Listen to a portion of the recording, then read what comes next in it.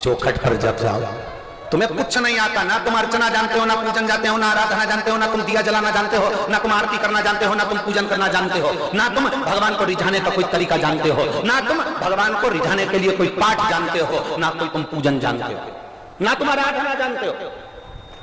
कोई हमसे कह देना सियोर वाले महाराज तुमको कोई मंत्र आता है, तुमको कोई साधना आती है, कोई तुमको तप आता है, कोई तुमको योग आता है, कोई तुमको साधना करना आती है, हमसे कोई कह दे तो हम स्पष्ट मना कर दे कि हमको तो कुछ भी नहीं आता, केवल एक चीज आती है, श्री शिवाय नमस्तुभ्यम और एक लोटा जल, इसके सिवा में कुछ भी नहीं आता, कुछ भी नहीं।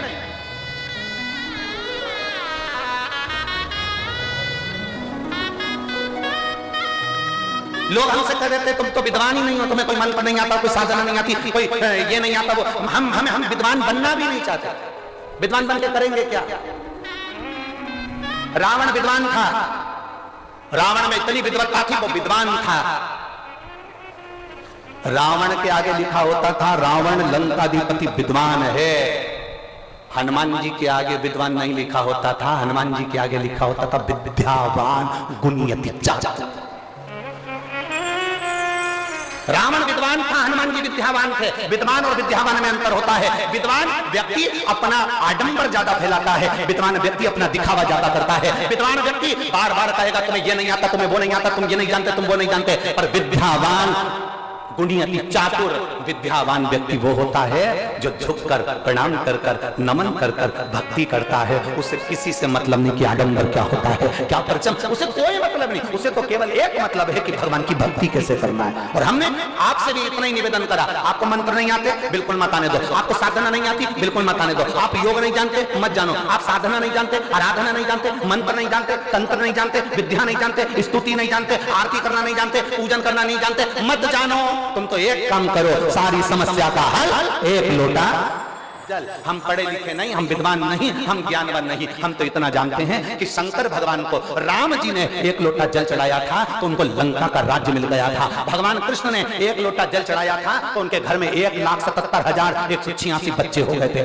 माता पार्वती ने एक लोटा जल चढ़ाया था तो उनको भगवान शंकर मिल गए थे। लक्ष्मी जी ने एक लोटा जल चढ़ाया था तो उनको बैकुंठ का निवास मिल गया था। सरस्वती ने एक लोटा जल चढ़ाया था तो वो वीणा पादनी बन गई थी। ब्रह्मा जी ने एक लोटा जल चढ़ाया था तो वो बट का वृक्ष बन गए थे। इंद्र ने लोटा जल चढ़ाया था तो इंद्र की सत्ता वापस मिल गई थी। और अगर संसार में रहने वाला व्यक्ति अगर एक लोटा जल चढ़ाएगा तो वो भी कुछ ना कुछ प्राप्त जरूर करेगा। हमें मंत्र नहीं आते, हमें साधना नहीं आती। तुमसे कोई कहे तुम विद्वान हो, हाथ जोड़ करके देना हम तो विद्वान नहीं, हम तो ढोर है, हमें कुछ नहीं, कुछ नहीं। और तेरा ही दिया मैंने खाया पिया है, तेरा शुक्रिया है, तेरा शुक्रिया, हमें कुछ नहीं। और शंभु शरणे पड़ी मांगू घड़ी रे घड़ी, दुख काटो दया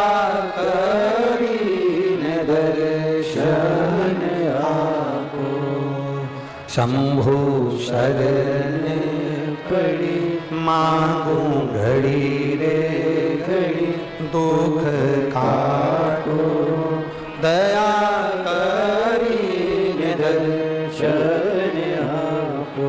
भगवान को तुम्हारी सामग्री से मतलब नहीं है, भगवान को तुम्हारे दिखावे से मतलब नहीं है। भोलेनाथ को केवल तुमसे चाहिए तो तुम्हारा मन, तुम्हारा चित्त, तुम्हारा भाव चाहिए। निर्मल मन सो मोहि पावा, मोहि छल छिद्र कपट। PW India's learning। भगवान को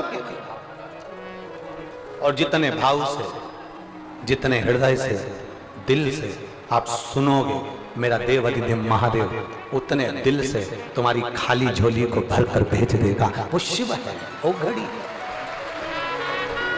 बोल बम का नारा है, जम के जरा जम के बोलो, बोल बम का नारा है।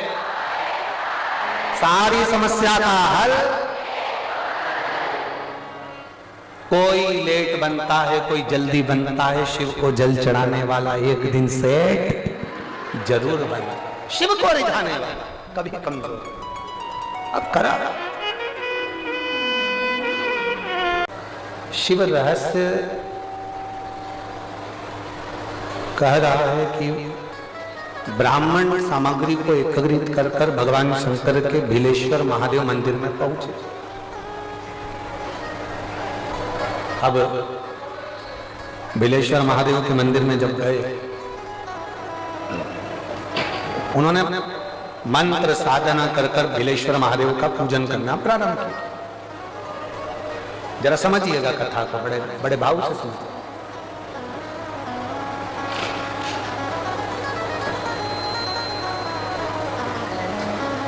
शिव महापुराण की कथा यहां तक कहती है कि यदि आप कोई मंत्र साधना व्रत उपास कुछ भी नहीं जानते,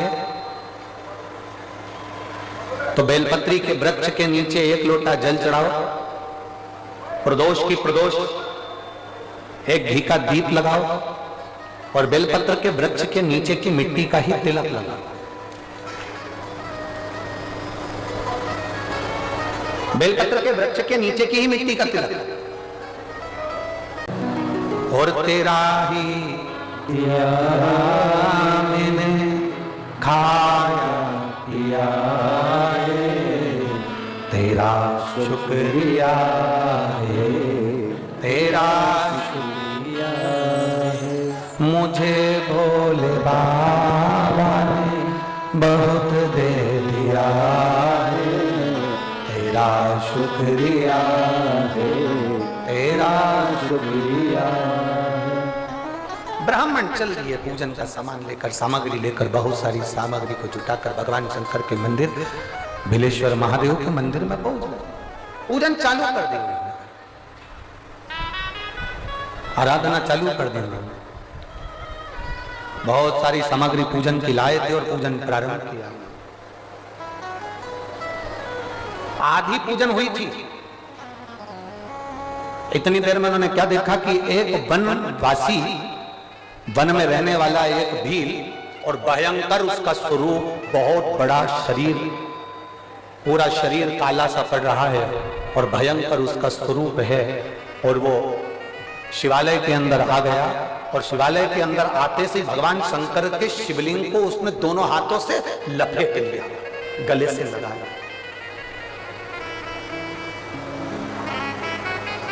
शिवलिंग को गले से लगा लिया। अब ये जितने ब्राह्मण बैठे थे, जितने ब्राह्मण पूजन कर रहे थे, जितने ब्राह्मण बैठे हुए थे, वो सब आश्चर्य में पड़ गए। हमने सुना था कि कोई वनवासी आते हैं यहाँ पर भगवान शंकर की पूजन करते हैं, पर आश्चर्य इस बात का है कि हमने देखा नहीं था इतना विकराल स्वरूप, इतना बड़ा स्वरूप, इतना विशाल स्वरूप।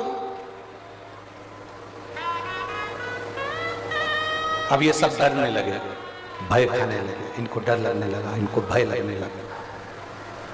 और इनको जब डर लगा, इनको जब भय लगा, तो पीछे सड़क गए मंदिर में, पीछे की ओर दीवार से थोड़ा सा टिक कर बैठ गए, पीछे की ओर सड़क गए। जो पीछे की ओर खस के बैठे, इसने शिवलिंग को पकड़ा और भगवान शंकर को चिल्लाना प्रारंभ करा। बहुत तेज तेज जिसने आवाज लगाई, बहुत तेज तेज जिसने आवाज लगाना प्रारंभ। अब ब्राह्मणों को इसकी भाषा समझ में नहीं आ रही थी कि ये क्या बोल रहा है, और जो शंकर भगवान का शिवलिंग पकड़ा था, वन में रहने वाला वो व्यक्ति, वो आदिवासी, वो रहने वाला वंचर जो शंकर भगवान का शिवलिंग पकड़ा था, वो ब्राह्मणों को देख भी नहीं रहा था कि ब्राह्मण क्या कर रहे हैं। वो देख भी नहीं रहा, वो चिल्लाए जा रहा है। ब्राह्मण डरे, पीछे की ओर हो गए, और वो चिल्ला रहा, वो आवाज लगा,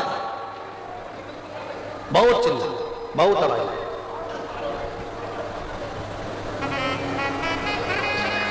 और इतना चिल्लाया वो, इतना चिल्लाया, इतना आवाज लगाया, बहुत।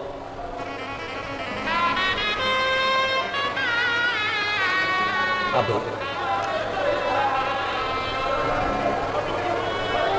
महाराज जैसे ही